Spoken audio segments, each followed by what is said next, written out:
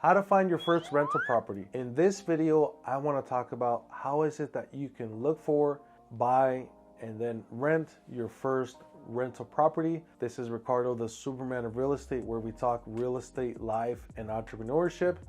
And let's get right to it. All right, guys. So how can you find your first investment property? There's multiple ways in which you can find your first investment property. I'm going to talk about a few couple ways that you can find your first rental property. One of the easiest ways to find your first rental property is actually contact your local real estate agent. So I am actually located here in the Las Vegas Valley, in Las Vegas, Sin City, where we have a lot of fun. If you are in Vegas, you can feel free to contact me. I've been in the business for about 7 years. But first, contact your local real estate agent and tell them, hey, I actually want to invest in my first investment property. And that's gonna be one of the easiest way to find your first rental property. So contact your agent, go ahead and interview a couple of agents, see if the real estate agent has had any sort of experience in the investment realm, because let me tell you guys, real estate investing is completely different from traditional real estate. So you want to make sure that you get a real estate agent that is involved in the investment realm, in the investment side, that knows the numbers. So you want to make sure that you get an investor-friendly real estate agent. So once you get your real estate agent, they're going to connect you with what's called a mortgage lender. A mortgage lender will ask for some set of documents.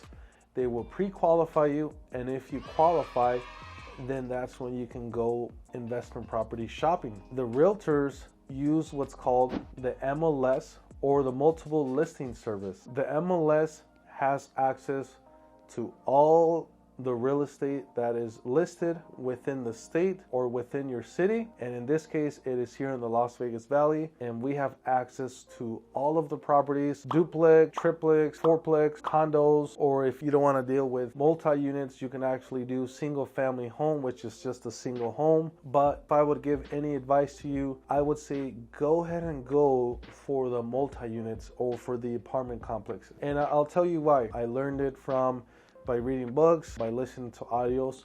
Let's say that you were to buy a fourplex, and let's say that one of your units was not paying you rent, or they actually had to leave. You would have 3 of the tenants still paying you, so it's a little bit less risk. Now let's say that you only have one house and that tenant leaves, that leaves you with 0 income.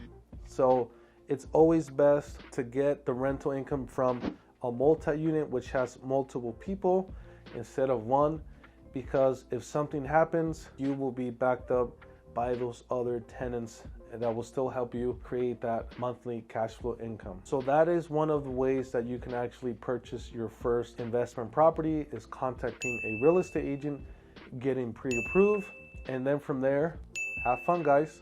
Go out and start hunting for your first investment property. Now I want to talk about, this one is a little bit more creative. It takes a little bit more guts from you, and it's going to involve actually you talking directly to homeowners, door knocking, hitting up the phone, making a bunch of phone calls.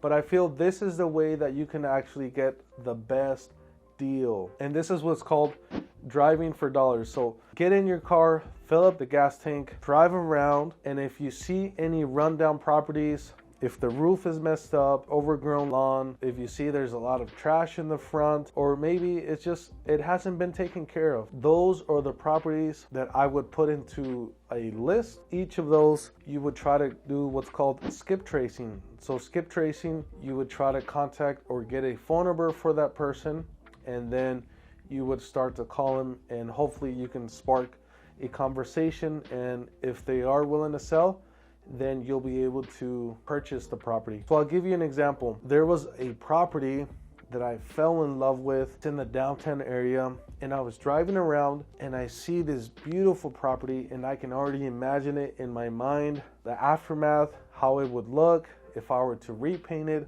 or if I were to repave the concrete. And I was like, you know what? I want to buy that property. And it actually took me about a whole year. So this is what I did. First, I went to the property to see if maybe the owner lived there.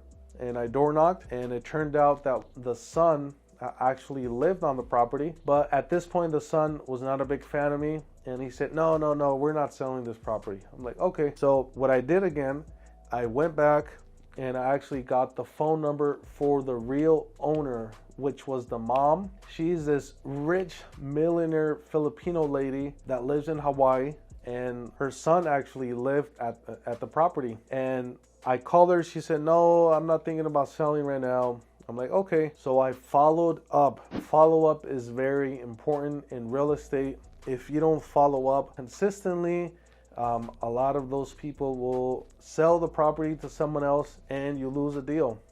It's happened to me multiple times, but then you move on and you go on to the next one. So in this scenario, I kept calling her. She said, no, I'm not selling. This property was pretty run down. It was actually a crack house and it was a prostitution house. There was a lot of commotion going on. Cops would come maybe once or twice a week to the same property. So I said, you know what? Eventually, one of the neighbors is going to call code enforcement, and code enforcement you do not want to mess with because they will shut you down. They will shut you down completely and you won't be able to occupy the property and they're going to kick you out. So this is exactly what happened with this property.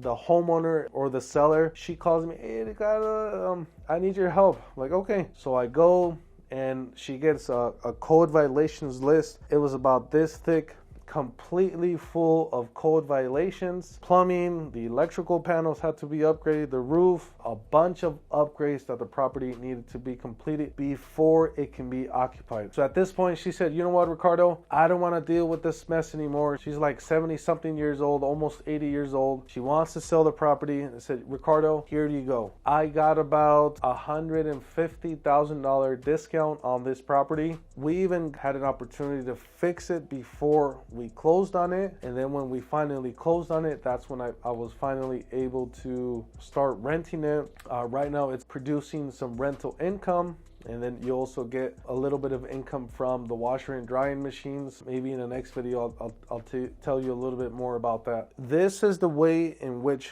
you have belly to belly contact the sellers, and that's really what works best. I feel if you're in front of the seller and you talk to them directly, you'll be able to buy a smoking deal of an investment property. So guys, these are my two favorite ways of finding real estate investment properties. Just like the one that I purchased, it was a triplex. It was in the downtown area of Las Vegas, and I have a bunch of equity on that property. It's producing rental income. It's a beautiful thing. I love real estate.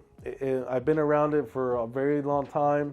My parents are the first ones that started in it with the apartment complexes, and that's how I got my ideas about these apartment complexes. It's very funny. My parents used to live a street below this street. So the street in which I bought this investment property is on 16th Street, and they lived on, I think it was 14th Street. So they lived again in an apartment complex on 14th Street back in 1992. I was a couple of months old, and my dad would see the landlord come. It seemed like maybe he didn't have a job, or maybe his only job was to pick up the rents from this apartment complex in which my parents lived. And he's like, hey, Mr. Landlord, what do you do for a living? And he's like, I flip homes and I buy apartment complexes. And a light bulb turned on in my dad's mindset, and he said, you know what, I think I'm gonna have to get into this real estate game. So from there, a year after that, they bought their first home. They bought a single family home in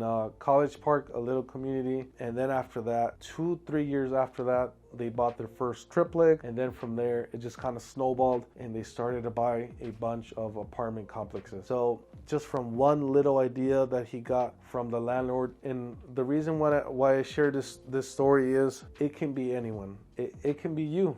Maybe you start off, you're renting an apartment complex, one of the units, but then eventually you can become the landlord. You can become the homeowner. You can become the investor. And it can be anyone. My parents were immigrants from Mexico, and I feel if they were able to do it, I feel anyone can also do it. So that means you can also do it. So guys, these are the two ways to be able to buy your first investment property. This is the Superman of Real Estate, where we talk real estate life, entrepreneurship, and we'll see you next time.